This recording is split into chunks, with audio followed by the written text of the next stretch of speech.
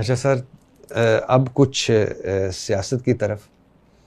غیر سیاسی لوگوں سے آپ سیاست پہ کیا بات کریں؟ سر آپ میں نے پہلے بھی جب ابھی آف دا ریکارڈ بات کی، مجھے آپ 40% سیاسی لگتے ہیں. ارے واہ. اور 60% عالم تو ہیں ہی آپ. بہت شکریہ. اور اتنی خوبصورت انداز میں اتنے مشکل بات کرنے والا. بہت شکریہ. آپ اللہ آپ کو سلامت رکھے.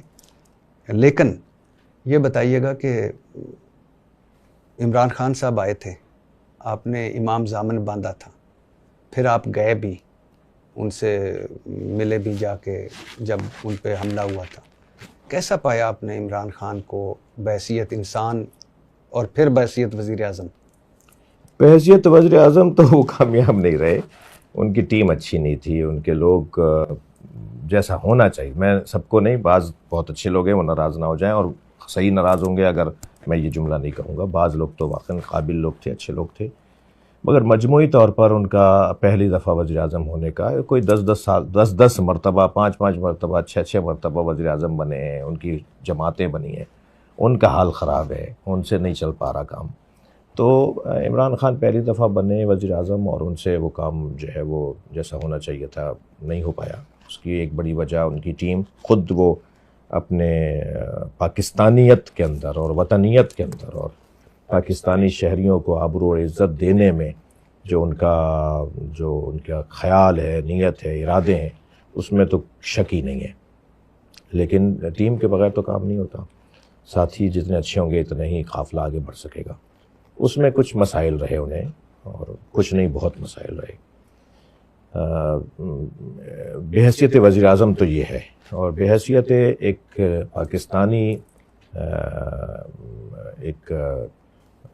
پاکستانی ایک شخصیت کے، تو میرے حساب سے قائد اعظم محمد علی جناح کے بعد ذوالفقار علی بھٹو، اور ذوالفقار علی بھٹو کے بعد عمران خان، ان تین پہ بات آ کے رک جاتی ہے. جیسے قائد اعظم محمد علی جناح کے بعض فیصلوں پہ بعض لوگ آج بھی ہلکا پھلکا کوئی ان من لگاتے رہتے ہیں، اور کچھ کہ ایسا نہیں ہوتا، ایسا ہو جاتا. ایسے ذوالفقار علی بھٹو کے بعض فیصلوں کے اوپر بھی بات ہوتی ہے، بعض شاید بہت کھلے ایسے مسائل ہوں کہ جن پہ گفتگو ہو سکتی ہے. ایسے عمران خان کے اوپر بھی ہو سکتی ہے بات، ان کی ذاتی زندگی پہ بعض لوگ مسائل کو اٹھاتے ہیں، ان کی بہت ساری اور چیزوں پر بھی. لیکن ایک پاکستان کو ایک مقام، ایک آبرو، ایک خودداری، ایک اقبال کے فلسفے کے مطابق چلانے والی اگر بات کریں گے تو وہ عمران خان، قائد اعظم اور بھٹو کے بعد عمران خان سب سے بڑا لیڈر ہے. آپ کہہ رہے ہیں کہ 77 سالوں میں قائد اعظم کے بعد، قائد اعظم صاحب، بھٹو صاحب کے بعد عمران خان پاکستان کا سب سے بڑا لیڈر ہے. جی ہاں. اور علامہ اقبال کے افکار کی روشنی میں ملک کو چلانے والا عمران خان ہے. فلسفہ خودی لے لیں، فلسفہ بے خودی لے لیں، فلسفہ اقبال کا جوان لے لیں، اقبال کا مومن لے لیں، اقبال کا خود ارادی لے لیں. جو علامہ اقبال رحمۃ اللہ علیہ نے فلسفے دیے ہیں، جو ایک پاکستانی کو اس کو اپنانا اس لیے ناگزیر ہے کہ یہ وطن ترقی نہیں کرے گا اگر اقبال رحمۃ اللہ علیہ کی سوچ پر عمل نہیں کرے گا.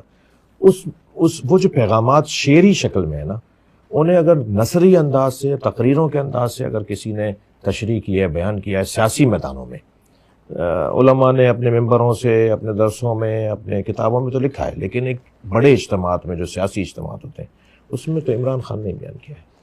تو کیسا پایا آپ جب آپ زمان پارک بھی گئے، جب عمران خان یہاں بھی آئے، تو کس بات پہ وہ آپ کے ساتھ زیادہ فوکس؟ میں تو دیکھیں ارشاد بھائی، کیونکہ ایک مبلغ کے طور پہ پوری دنیا میں گھومتا ہوں، کوئی 45-50 ممالک کا سفر ہو گیا ہے، پھر پاکستان میں کثیر السفر ہوں. پوری دنیا میں پاکستانیوں کی آبرو اور احترام باقی نہیں رہا ہے. پاکستانی اپنے وقار کو کھو چکا ہے، اور اس کی ایک بہت بڑی وجہ ہمارے یہاں بد انتظامی ہے، سیاسی اعتبار سے، حکومتی اعتبار سے.